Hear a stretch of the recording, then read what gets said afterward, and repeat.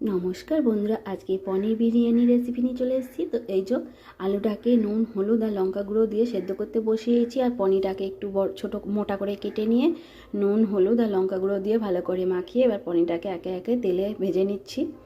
আস্তে আস্তে ভেজে নিতে হবে। তো আমার লাল লাল করে ভেজে পুরো তোলা হয়ে গেছে। পনিরটা একটু মোটা করে কেটেছি আমি। তো এখানে একটা মশলার পেস্ট তৈরি করে নেবো। এখানে আছে আদা, কাঁচা লঙ্কা আর 5-6টা কাজু বাদাম, সেটাকে আমি পেস্ট করে নিলাম। তারপরে দিয়ে দিলাম টমেটোটাকেও একসাথে পেস্ট করে নিয়েছি। এই যে পেস্ট করা হয়ে গেছে। তো পনির ভাজা হয়ে গেছে। এবারে আলুটাকে ওই তেলেতে এবারে এই যে ভেজে নিলাম।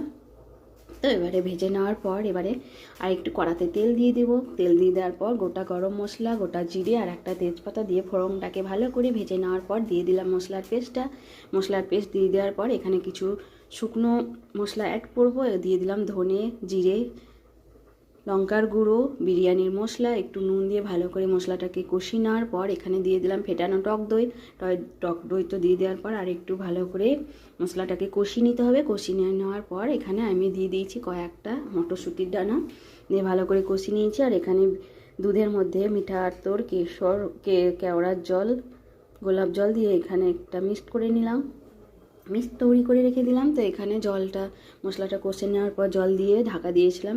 তার ঝোলটা ফুটে এসে তো পনিরটা দিয়ে দিয়েছি। পনিরটা দিয়ে দেওয়ার পর এই যে একেবারে আমার পনির রেসিপিটা পুরো কমপ্লিট হয়ে গেছে। তো এই যে পাত্রে আমি বিরিয়ানিটা বানাবো সেই পাত্রে একটু ঘি দিয়ে গরম করে নিয়েছি। দিয়ে দিলাম ভাত, দিয়ে দিলাম আলু, দিয়ে দিলাম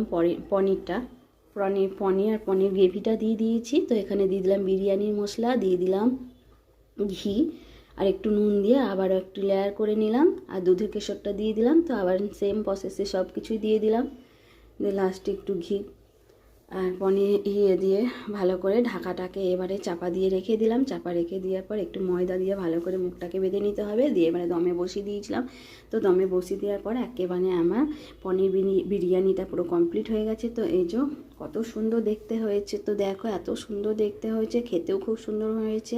আর পনিরগুলো একটাও ভাঙিনি, একেবারে গোটা গোটা হয়ে আছে। তো এই ভিডিওটা যদি ভালো লাগে তোমাদের তো একটা লাইক কমেন্ট করো। আবারও দেখা হবে পরে।